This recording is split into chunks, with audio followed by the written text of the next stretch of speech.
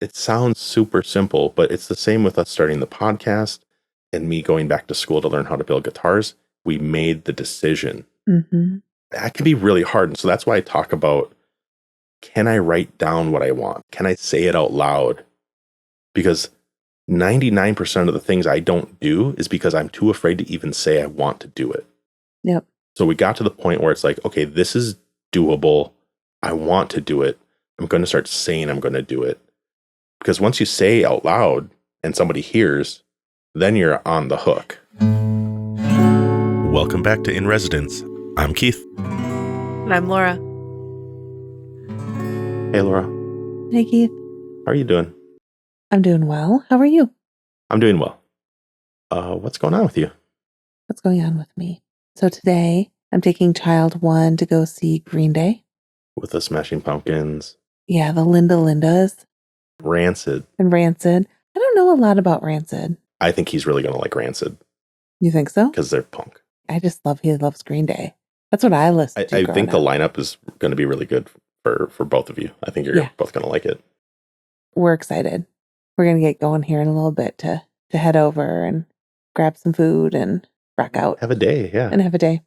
It's going to be fantastic. Yeah, I'm excited for you guys. Me too. I'm excited for us. Yeah. So that's probably the big thing. What about you? Anything going on with you? Not on the top of my head. Probably okay though sometimes. Yeah, right? I'm having a little bit of white space and working in the background on things step by step and creating structures. It's funny. So the one thing I thought we would talk about, I was looking through my notes. I'm like, what have I been thinking about? I have a little riff on patience. So, that's a reoccurring theme with me, right? Is like, can I be patient enough to do the work? Can I be patient enough to not do work? Mm-hmm. There's nothing like exciting, which is good for me. Slow and steady, kind of. So I had a different topic that I was going to tee up for us, but I think I'm going to shift it because of what you just said. Okay. I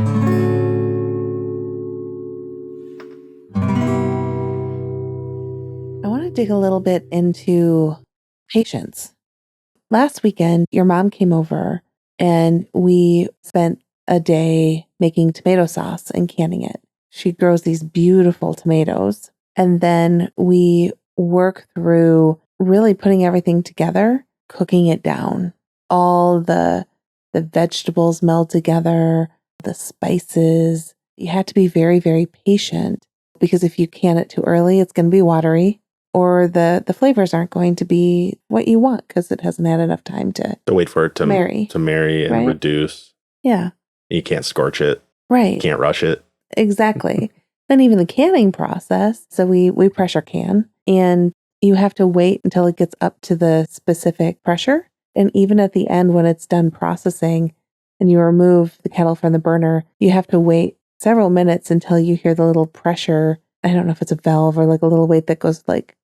Yeah, the gauge drops or whatever. The gauge drops. Yeah. You're like, okay, I can open it and remove it and start the next batch. Without it blowing up. Yeah, because, I'm sure everyone knows, but you really do want to follow the right steps and keep things clean and do it at the right amount of time because you don't want there to be any bacteria or anything like that in food if you're canning. So I'm always really, really careful to follow what you should be doing. But patience, that's a really key part of that process from growing the tomatoes to cooking to then canning. Yeah, not rushing and knowing what you're signing up for. If you're trying to rush through that, it's not going to maybe turn out the best. If you cut corners or try to speed up, if you try to rush certain parts of processes, it can really derail you. I guess I'm kind of talking around like having the awareness of like, oh, what am I signing up for? What is this going to entail? And what are the steps for me to follow? And, you can find ways to make yourself more efficient, but sometimes you simply have to have patience and see the process through in the amount of time that it actually is going to take. Yeah. Patience isn't always easy though. Very true. And I don't always want to take the time. I want it to go faster. I like to have eggs in the morning. I'm often in a hurry or I just want to go. And so I often turn the burner up further than I need to, so they'll cook faster. But it's never a good idea. It's never a good decision. The sides of my eggs turn out like a little crunchy. They stick to the pan. I will say, I think I'm like, oh, Keith has way more patience with letting the cooking process of eggs go at the rate it should. And here I am with a crunchy egg and brown butter, you know? Yeah, I mean, maybe that's a really good way for me to reframe or shift like the stories we tell ourselves, right? How like one of my stories is that I hide in perfectionism.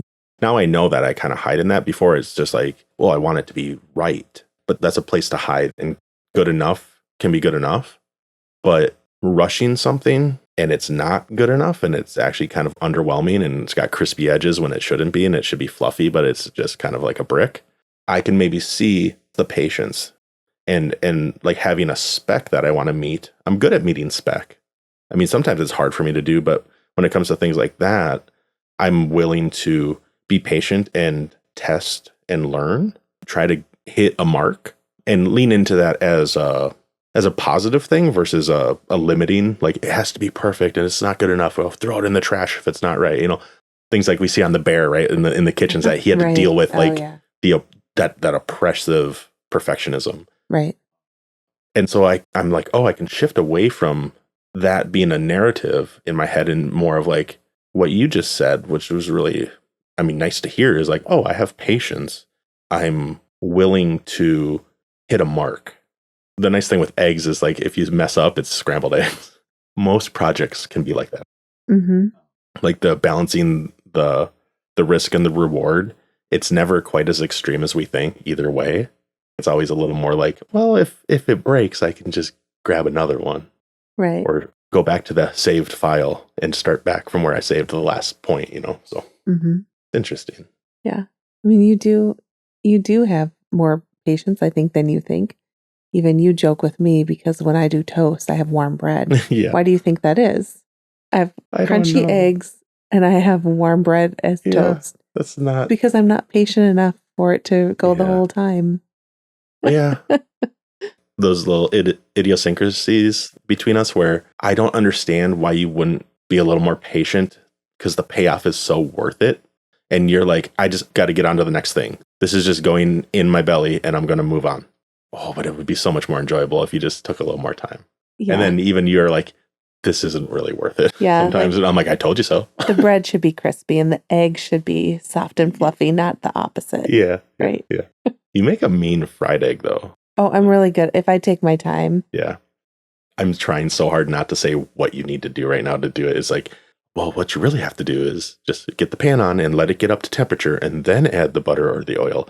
And then the egg will just kind of dance on top of the surface and it won't stick. And you know what's funny though? I know all of that, you know? And yet you don't do it. And yet I don't do it because I don't have the patience to do it. The child one throw a pat of butter in a cold pan on the stove the other day. And I'm just like, I'm like, dude, I just... That's what I do every morning. I know. Well, or whenever I have eggs. I don't have eggs ever. And then child 2 is a little more like me, where we're like, how do I optimize these steps so that the end result is ideal?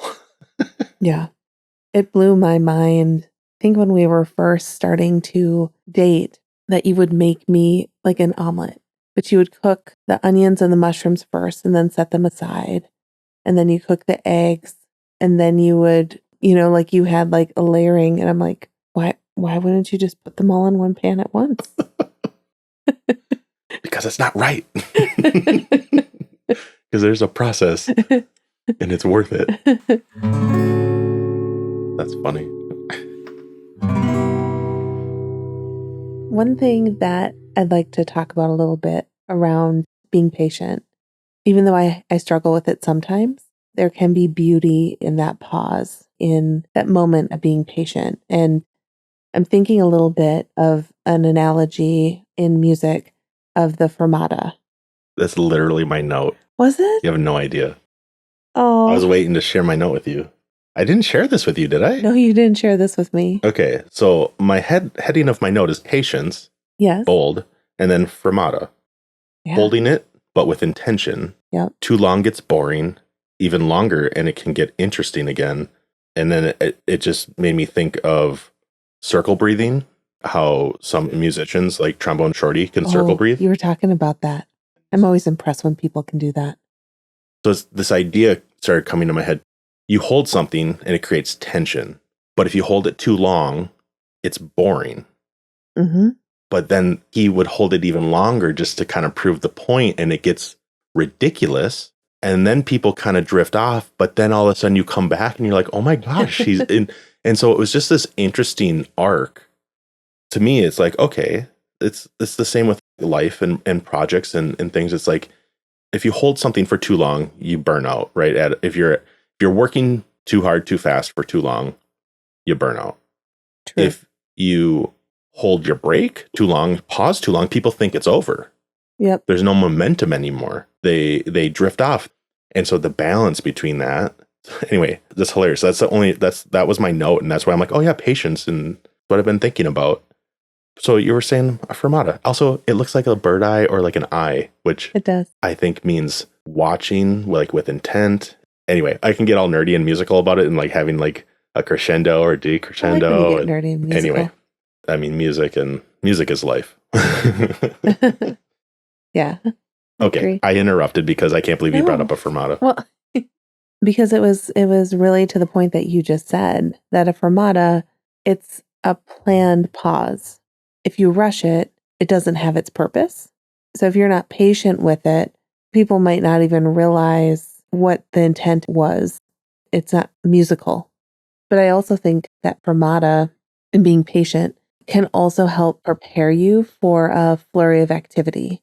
There's one piece that I play, a Chopin nocturne. You kind of get to this fermata and there's a huge run, really complicated run. And I'm like, okay, here we go. Is it like 30-second notes or 16ths or what is it? Oh, I'm 30-second. Yeah. I don't even think it has like a notation.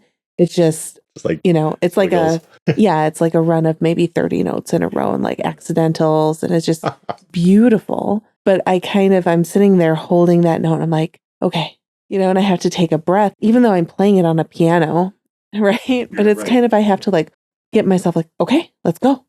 So if I perhaps didn't have the patience with that hold, it wouldn't give me the space to prepare either to get back into it with gusto. The impact of that run afterwards wouldn't be the same because there wasn't as much differentiation between that hold and lack of activity and flurry. Yeah, there you go. Like juxtaposition. Yeah. What's in between the notes is almost just as important as the notes you play. Yeah. Where are the rests? Where are you taking the breaths if it's a vocal work? With something like a fermata, it's up to the conductor thinking about that and like making your own fermatas and giving yourself your own white space. You have to gauge like how long do I hold this? With the chorus, where do you take your breath? Sometimes it's divvied up. Okay, this section don't breathe here because it'll break this line, and here if you take a breath, it gives a great effect. Anyway, there's something there that can be put to use in our lives. I can decide how long to hold this. And if I'm not feeling it, maybe it's time to insert a breath so that I'm ready to go again for the big run that's coming up. I like that.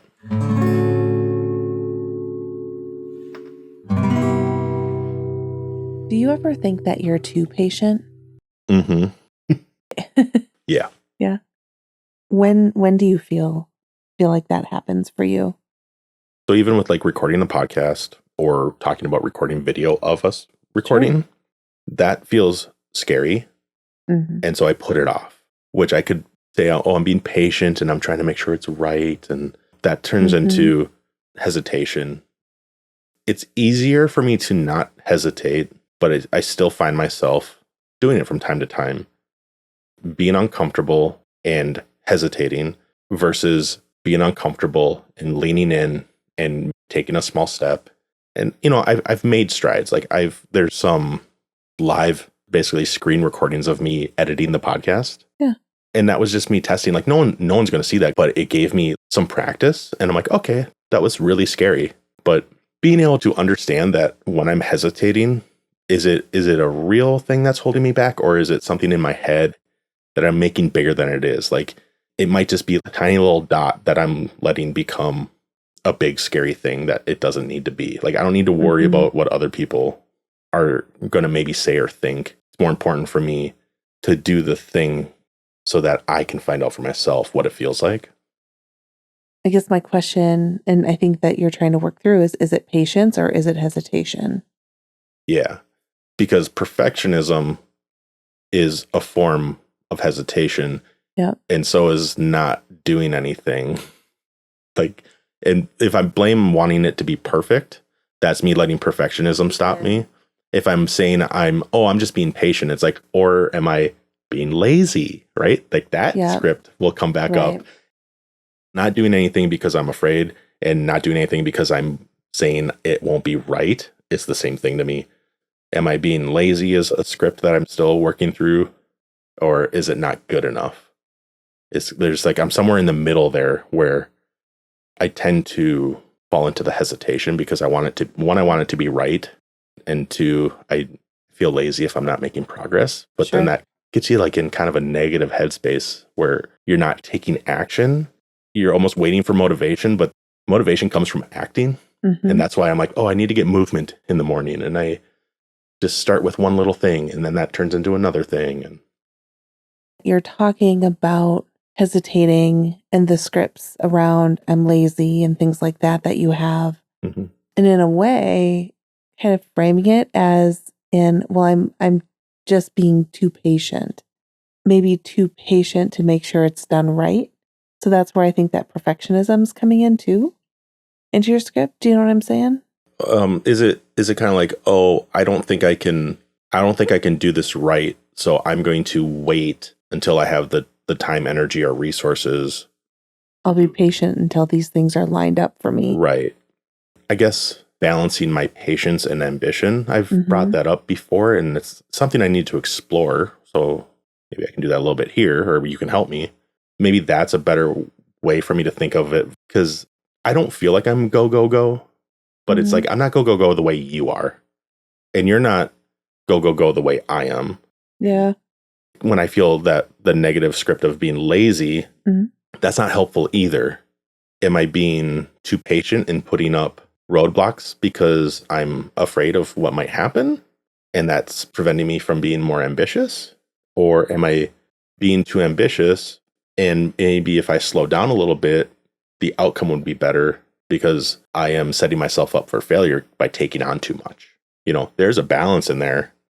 You're never perfectly in the middle, but knowing if I'm out of my depth or not pushing myself enough, I think that's more of what I maybe need to focus on. Or, I think that's more helpful to think of it that way. And I'm so used to the old scripts of you're lazy, not doing anything, or that's too big and scary, I'm going to wait, versus I'm taking time to reflect and think about how I'm going to approach this, and I'm diving in head first, and I don't care if I don't have what I need, I'll figure it out on the way.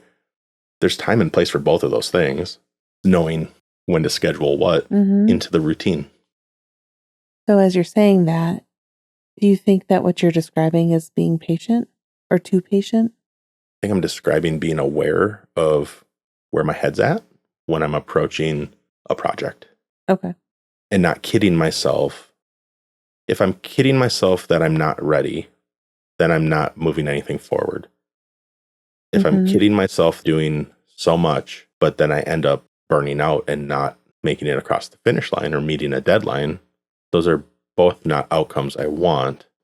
It's okay if it happens. I don't want to get in the headspace of, if I don't succeed, it's ruined forever. It's back to, how can I have the perspective that's going to help me accomplish the goals I'm setting out to accomplish? Can I bake in downtime, a hold period, a time where I know that this is building tension? I may not be moving forward, but I'm holding this part, and what's coming next, that's going to be the run, right? Like in your Chopin. Yeah.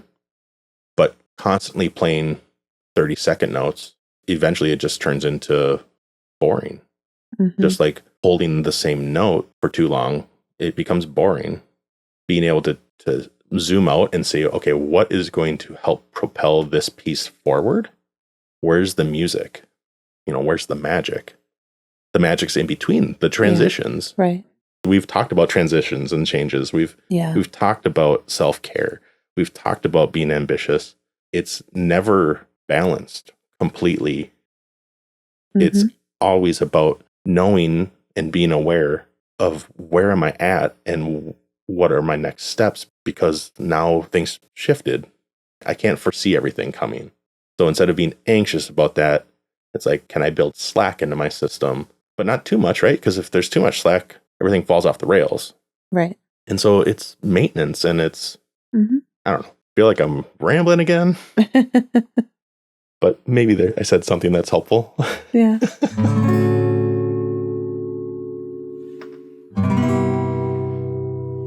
I'm trying to think of a specific example of when I've had too much patience. Probably telling me to build the deck. You had too much Oh patience. gosh, That took me years before I started, that's true. right? Yeah, I was pretty patient, but probably too patient. Yeah. Yeah, you think so? I didn't want to push you too hard. Well, you got it eventually, right? Yeah, But it probably could have happened a little sooner. true. Like, oh, I put that on myself. You're like, yep, You're too patient with Laura's me. too patient. You keep being patient with me, please. I will say that's something your mom says to me, is that I'm really patient. Mm, But I mean, not with everything. She doesn't know how I make eggs. Well, she right, might now. right.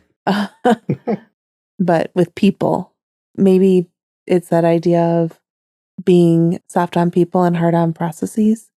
Maybe I'm not patient with process sometimes, but I'm patient with the people part of it. That's interesting. I mean, that might be why I kind of described how, like, my process of doing eggs, right? Like, I'm particular. Right. Maybe that is that, like, your scrutiny to process is maybe something of why I bristle a little bit sometimes when you're addressing a process, is because I take so much pride in a process. Yeah.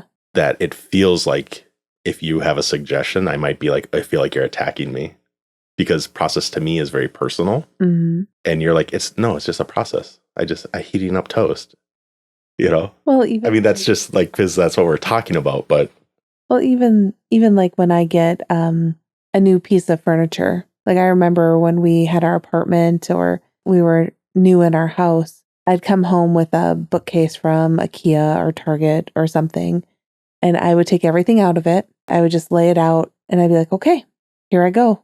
You're like, there's directions. I'm like, I'll figure it out. And there's, then how long did it normally take until you notice I put like something upside down? and I or started doing it for you you. started doing it for me. About 10 or 15 minutes. Mm-hmm. Yeah. That maybe illustrates a little bit how we navigate those things differently and maybe have different thresholds of patience for process. You're incredibly patient, where I don't know if I'm impatient, just seems like so, like it kind of has a bad feeling to it. Less You're patient. quick to start. Quick to start. I definitely have like a ramp up period. Yeah. But usually when I start something, as long as it's important to me, I will finish it. Right? Like I'm okay. Like if I start something and it's not going well and it's really not integral to my life, Mm-hmm. I might walk away from it. Like there's nothing wrong with that. Like I don't need to be the person that I finish everything I start. It's like, well, you're going to end up wasting a bunch of time sometimes doing that. So take that with a grain of salt, right? But like building bookcases, actually building bookcases. Yeah, because you worked in cabinetry. But I had to learn that. And it was a process. And eventually once I figured out, oh, this is how you do it. Okay, I can do that. And I'd build my own. Mm-hmm. I wasn't rushing through it because I didn't want to waste time and materials. Oh, maybe it's like the slow is smooth, smooth is fast. I think that's kind of a good way to describe how I operate, is like sometimes you have to slow down to go fast. Right. I guess that's exactly what holding a note at the end of a phrase is. And then all of a sudden you do that huge run.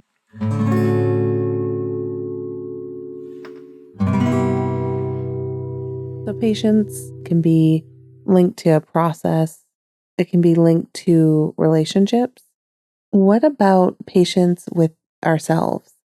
I think that's what's helping me get through projects. Okay. Being more patient with myself, not getting down on myself for hesitating. acknowledging that I'm hesitating, inspecting why, and then figuring out what are ways for me to push forward, even though I'm feeling that way. Mm-hmm. And that takes a lot of patience with myself. And as with many people, I'm sure we're the hardest on ourselves. Oh, absolutely. We're our own worst critic. The patience comes from understanding that I can learn a lot of things and I can take care to do that. Mm-hmm. And that it simply might take a little more time to get to where I'm trying to go. And so knowing what I want and how that might not match my ability, knowing that I can learn the things I need to get to the goal. Like the first step isn't achieve goal. It's maybe write down the goal. Mm-hmm. What's one more thing I can do to get myself closer? And then that'll send me down a rabbit hole. And then I started a process versus I don't know how to make X, Y, or Z. Like I can't think of an example. I should be thinking of an example, right? You don't know how to make a deck. Yeah. I don't know how to do so many things. And a lot of times that's okay because other people can do it better, faster, and cheaper. Right. But the things that I do choose to spend my time on, if it's a stretch, that's okay. But if I never start by saying what that is and being okay with not knowing how to do it, like how, that's just going to stop me. Okay. So let's go back to the example to make it just a little bit more tangible. Let's talk about the deck. Okay. So, you kind of brought it up because you told me that I was being really patient with you, for taking the amount of time. I think it took several years before we started, partially because lumber prices were ridiculous. Yeah. And so we did wait until those came down, but it took you, I remember you started in July digging holes. Mm-hmm. For what are those thingies called? Cement. Piers? Pillars. Pillars. That's it. Pillars. But you started that at the hottest time of the summer here. Yeah. And you finished it the spring after you started. Because I remember it sat. Well, winter came. But the deck was up. The deck was up. Like I was working on the deck while it was snowing. There's pictures. I've took some selfies with snow coming down. Good. And I was freezing. But yeah, I think I stopped in about October or November. Yeah, I think so. Or went on a hiatus. So what got you over that hump of how am I going to do this now? The lumber prices are down. I don't have anywhere to hide from Laura, who's been patient with me. Mm-hmm. And I want to do this myself and not outsource it to somebody because I can figure this out. What made you get over that hump? I think it's not as simple as, but it was simply deciding I'm going to get this done. So that was step one. I'm going to build us a deck.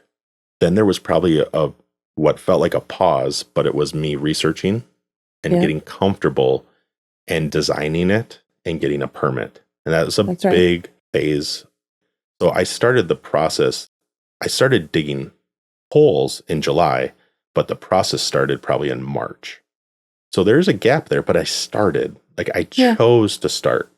It sounds super simple, but it's the same with us starting the podcast and me going back to school to learn how to build guitars. We made the decision. Mm-hmm. That can be really hard. And so that's why I talk about, can I write down what I want? Can I say it out loud? Because 99% of the things I don't do is because I'm too afraid to even say I want to do it. Yep. So we got to the point where it's like, okay, this is doable. I want to do it. I'm going to start saying I'm going to do it. Because once you say out loud and somebody hears, then you're on the hook. You know what? When you're like, okay, I'm going to get building a deck. And I was like, ooh. Like, I was like, when can I get out there and sit in a chair? And it wasn't so excited. It wasn't, I'm deciding to build a deck. And now every single day I'm making forward momentum towards the end result. It was a winding road of ups and downs and scrape knuckles. My dad had a hammer fall on his head one day. Oh gosh, that was his back went out one day. I'm pretty sure my back went out one day. And hot. It was rainy. There was the fires from Canada, the smoke was so bad. I'm like, we can't work. I woke up one morning and I felt horrible. Yeah. And I'm like, what is going on? Like, I've been moving every day for like 3 weeks and I've been feeling pretty good because I've been active building the deck. And then I could barely breathe. And I'm like, oh, I didn't realize the fires came in. And I looked out the windows that morning and I'm like, oh, it's green outside. I'm like, okay, we can't go outside. This is not good for me. Like, so it's just a winding and being able to adapt and know that each step builds on the next. And I messed up some things and had to undo. It's solid. Like, it's not going anywhere, but it just started with being able to say it out loud, I think. Mm-hmm. From me as your partner watching and being so excited to have a deck, I had no idea what putting a deck up entailed. I actually thought, I don't know if I shared this with you, but I'm sure you could probably tell by the questions I asked at the time. I thought that perhaps you could put a deck up in a weekend.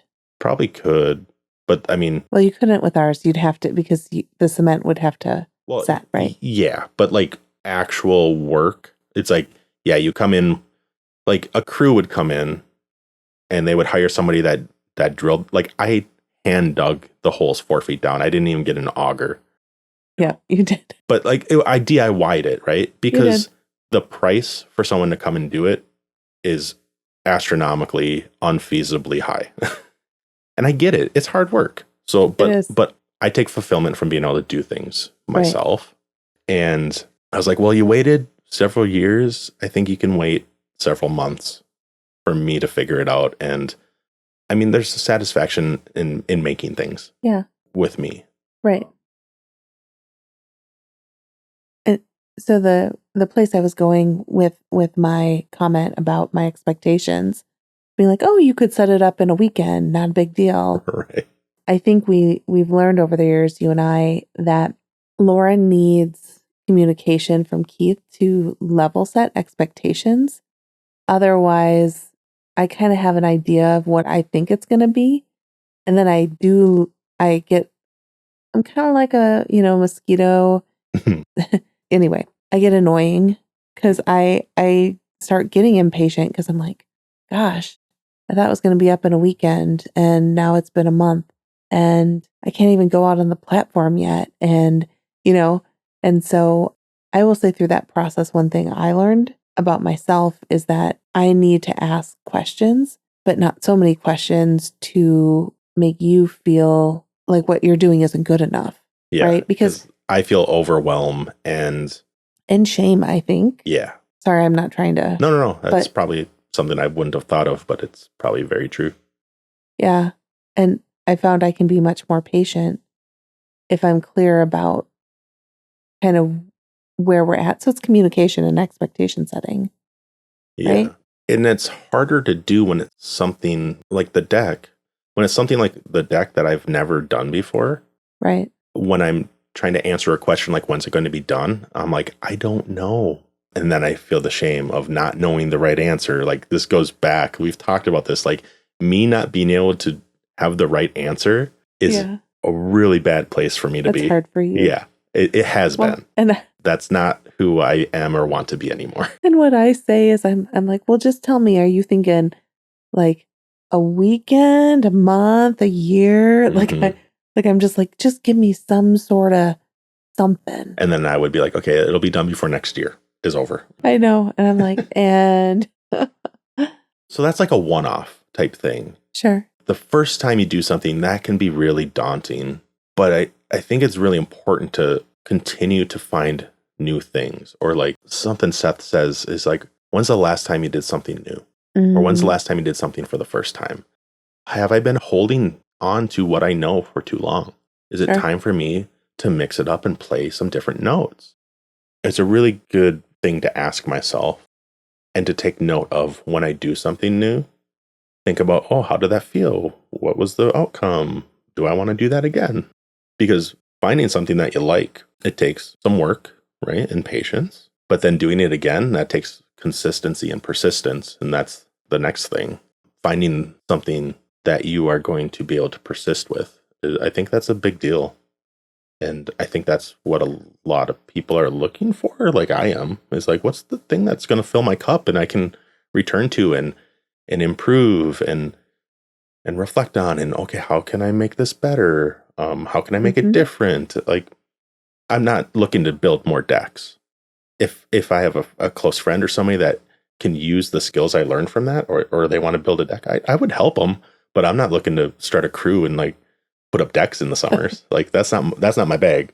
But a lot of the things I learned doing it, I think are really applicable around the house or just in life. Like it's fun to build things. You like to build things. Yeah. It doesn't just have to be like physical structures either. So Yeah. So one thing that really helped me get through the process of something daunting like building a deck that I've never done before, and there are serious safety implications to if I did it wrong. Right.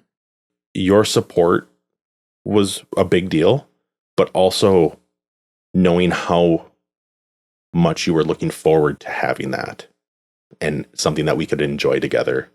I'm not quite sure what that is, but just me wanting to please you. Like I got to give you a gift. Yeah. Right. I got to do something that was daunting that I ended up liking because I accomplished it, and not saying it wasn't hard, but it was hard. But then it also was like so worth it because I get to see you enjoy it. Like, especially on like Saturday mornings, like you're out there having your coffee, reading a book, Saturdays and Sundays when you're home, before or after you're home, and you're home long enough for me to wake up. Oh gosh. Yeah. No, I like spending time out there. It's one of my favorite places. Yay. Yay. Should we wrap things up? Yeah, let's wrap it up. How do you want to end today? Quote. Let's do a quote. I like quotes. What's yours say? Okay. So my quote is by Phyllis A. Whitney. I'll have to look them up. One of the wonderful things about being alive is that it's never too late. I think that applies to patience because I basically said starting is the really important part. It's not starting only the things that I know I can finish. It's like, okay, I have this goal, I have this aim, this intention. If I simply start, that begins the process of me getting to the end. I've had lots of moments where I've hesitated and not started, and it can feel like it's been behind me and I'm never going to be able to go back and do something. But like this quote says, it's never too late. So make that list of things you want to do. I'm going to make a list and I'm going to start attacking them and checking them off and put them into motion. I like that. I like moving to action. Yeah. What do you got over there? Okay, so I have a quote from Brian Tracy. You have within you right now everything you need to deal with whatever the world can throw at you. I like that. I'm trying to link it back to being patient because that's kind of our theme today that is coming out. I'm seeing with this to be patient with yourself, that the power is within you all along. Kind of go back to a Wizard of Oz quote, right? Yeah. But really knowing that you have what you need to take on the world and whatever comes your way, and be patient with yourself in that process is how I'm going to read this today. So I like it. Yeah. All right. Let's get out of here. Sounds good. Thanks, everybody. Thank you. Bye. Bye. I love that we both thought of Fermata. Yeah, that's when funny. we think of patience and pausing. Yeah.